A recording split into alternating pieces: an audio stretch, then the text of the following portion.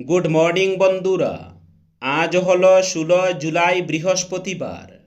আজকের বরাক উপত্যকা তথা আসামের শ্রীভূমি শিলচর হাইলাকান্দি এবং ভারতের বিভিন্ন প্রান্তের আজকের সকালের বিশেষ বিশেষ খবরগুলি হল: 31 জুলাইয়ের মধ্যে রেশন কার্ডের আধার ভেরিফিকেশন ইকেওয়াইসি, খাদ্য গণবণ্টন ক্রেতা সুরক্ষা বিভাগের আধিকারিকদের সঙ্গে রাজ্য স্তরের পর্যালোচনা বৈঠক খাদ্যমন্ত্রী কৌশিক রায়ের, রাজ্যের যোগ্য সুবিধাভোগীদের নাম অন্তর্ভুক্ত করে অন্ন সেবা অভিযান সঠিকভাবে বজায় রাখতে 31 জুলাইয়ের মধ্যে রেশন কার্ডে ভেরিফিকেশন প্রক্রিয়া শেষ করার নির্দেশ দিলেন খাদ্যমন্ত্রী কৌশিক রায়।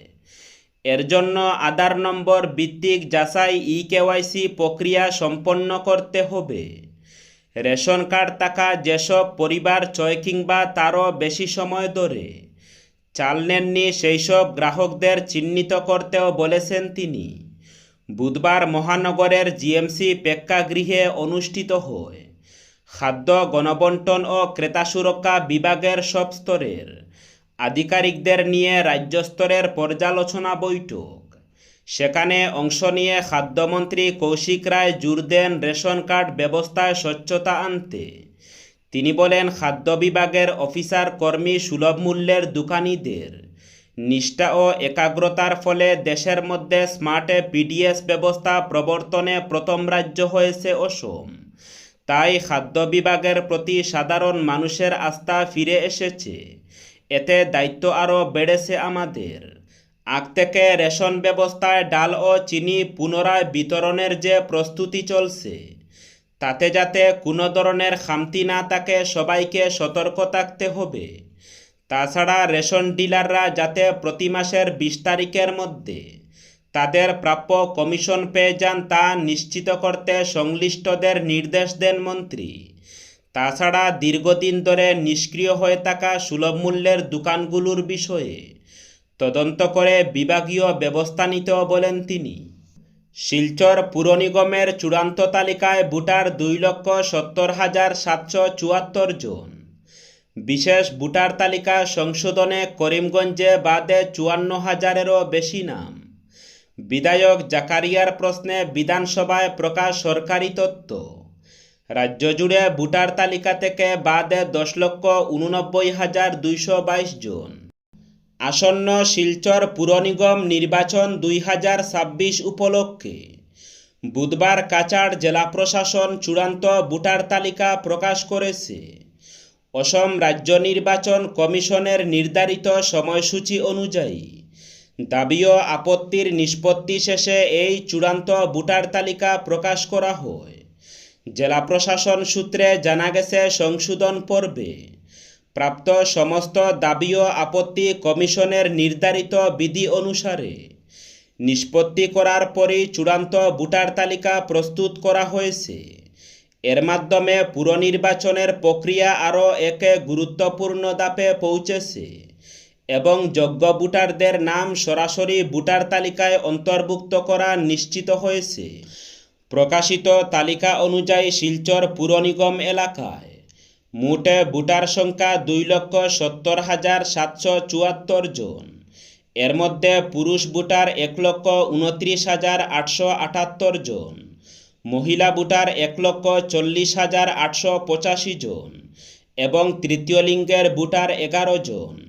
চূড়ান্ত ভোটার তালিকা শিলচর পুর নিগমের 42টি ওয়ার্ডের জন্য প্রস্তুত করা হয়েছে। জনসাধারণের সুবিধার্থে তালিকাটি জেলা প্রশাসনের সরকারি ওয়েবসাইটে প্রকাশ করা হয়েছে। সেখানে ভোটাররা নিজেদের নাম যাচাই করতে পারবেন। শ্বশুরবাড়িতে ডাকাতি, মূলচক্রী জামাইসহ গ্রেফতার 4। গত 29 জুন শরুমটরিয়া স্বরাজনগর এলাকায় সংগঠিত দিনের বেলায় সংগঠিত ডাকাতির রহস্য উদ্ঘাটন করেছে গুয়াহাটি পুলিশ।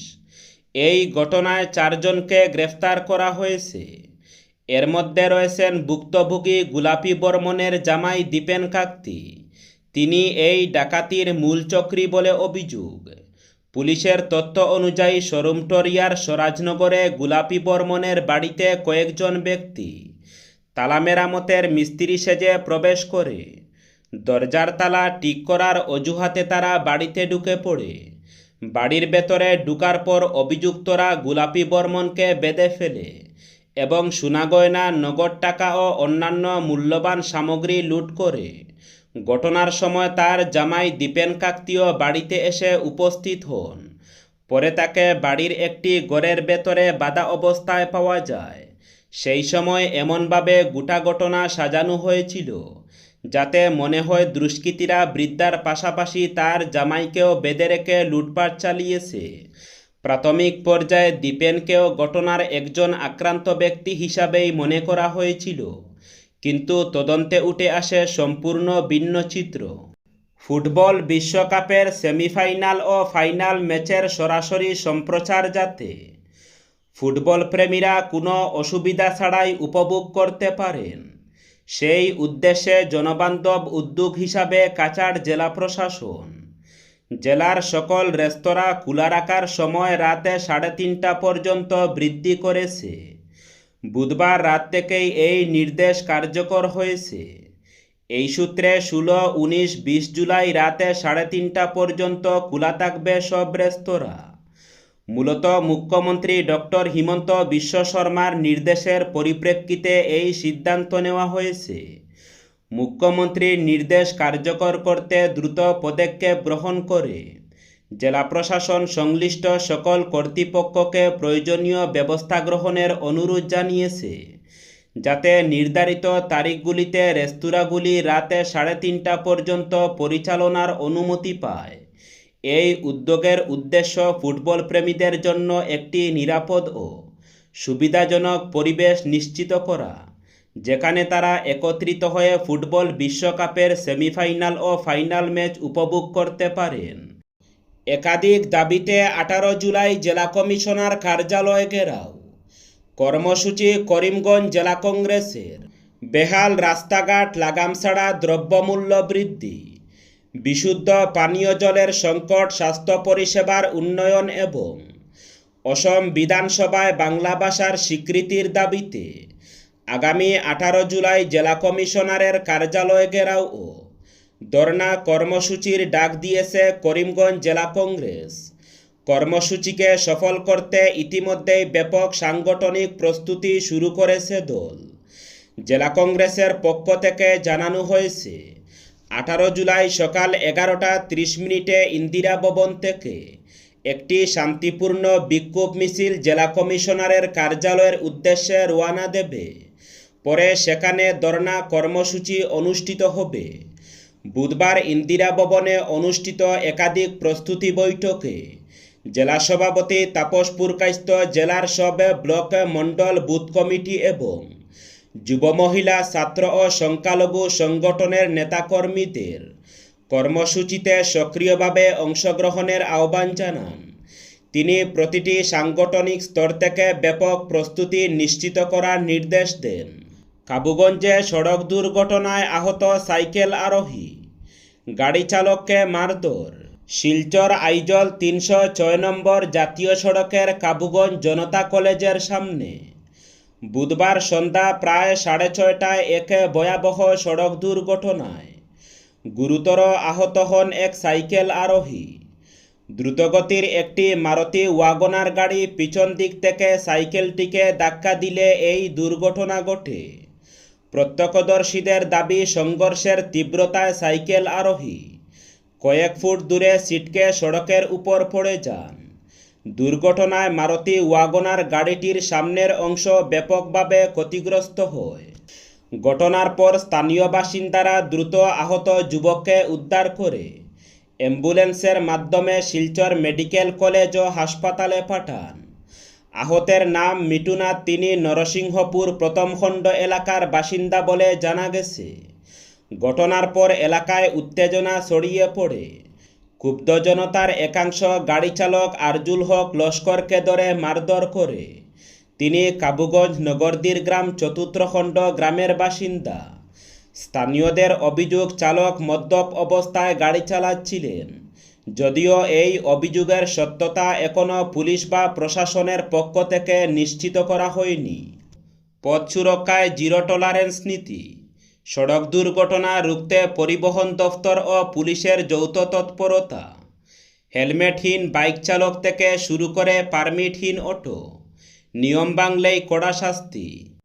কাছাড় জেলা প্রশাসন এবার পথ সুরক্ষার ক্ষেত্রে একে আমূল ও আপোষহীন নীতি গ্রহণ করেছে।